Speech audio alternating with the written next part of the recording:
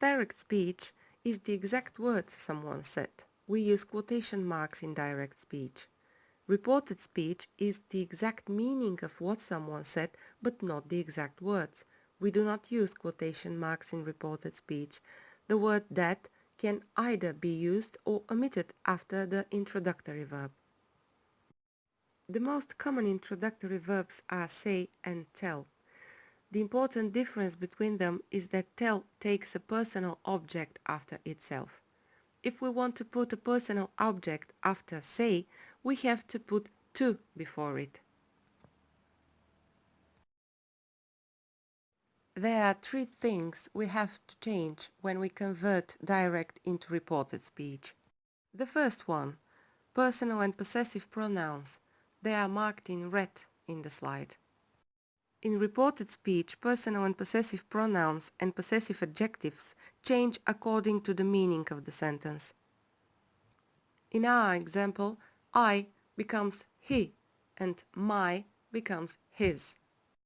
The second thing is the tense.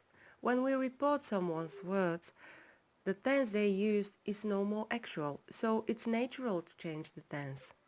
And here the present perfect, I have recycled, becomes in past perfect, he had recycled. The third thing are time expressions, and we change them for the very same reason. They are no longer actual. So here the last month became the previous month. Here we have some examples how to change time expressions. Today becomes that day, yesterday becomes the day before or the previous day, and so on and so forth. Changing the pronouns and time expressions is easy. What is tricky is to change correctly the verb tenses. There are strict rules about it, and I don't find them very difficult. What we have to do is to make a step back in time, and when we have something in present tense, we have to put it in past.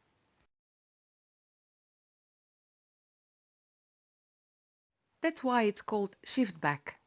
Let's see these examples. Present simple becomes past simple. I speak Chinese well. She said she spoke Chinese well. Present continuous becomes past continuous. Anne is talking on the phone. He said Anne was talking on the phone. Present perfect becomes past perfect. I have applied for a job. She said she had applied for a job. Present perfect continuous becomes past perfect continuous. I have been working. She said she had been working. Past simple into past perfect.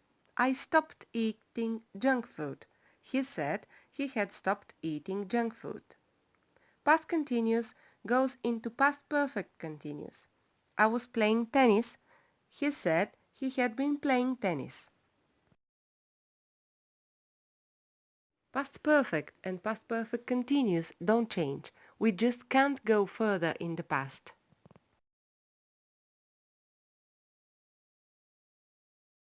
Modal verbs change in their own way. Will becomes would, shall becomes would, either because it brings the same meaning.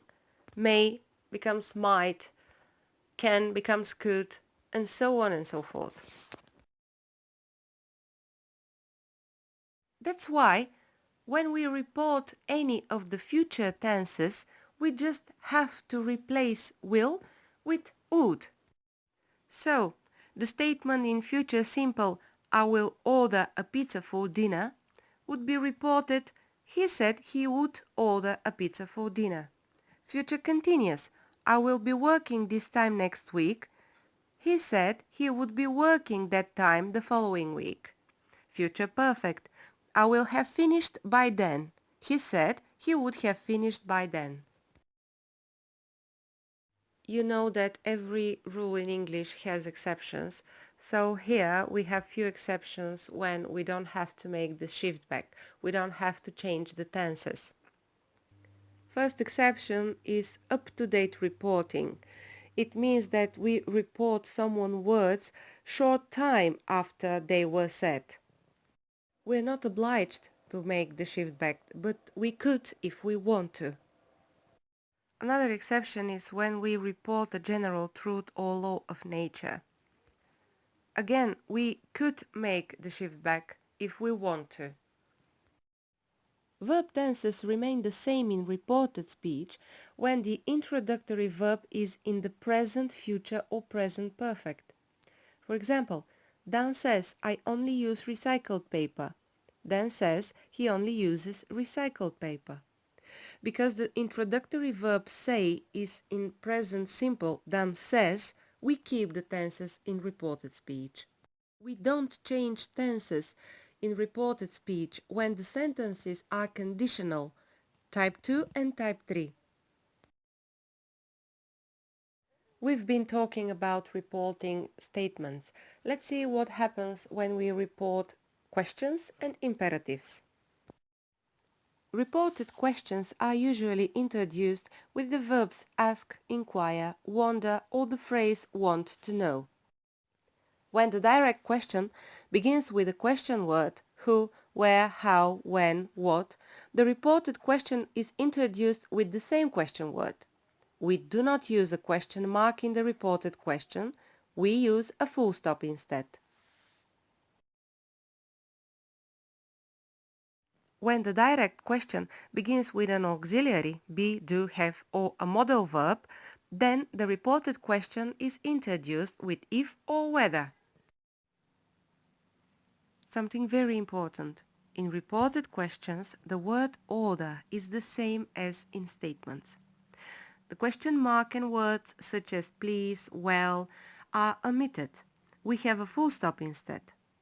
The verb tenses, pronouns, possessive adjectives and time phrases change as in statements.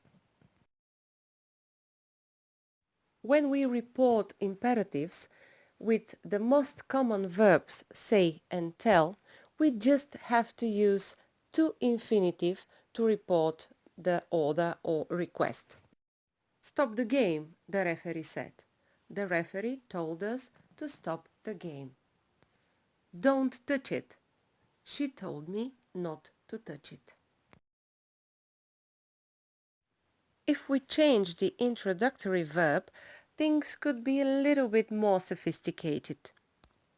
Reported orders, requests, advice, offers, invitations, suggestions are introduced with special introductory verbs such as order, ask, advise, offer, invite, suggest, followed by a to infinitive, an ing form or a that clause, depending on the introductory verb. We use a full stop at the end of the reported orders, requests, advice, offers, invitations or suggestions. Let's sum up. Change the pronouns, the time expressions, the tenses, and if we mess up with questions, change the word order.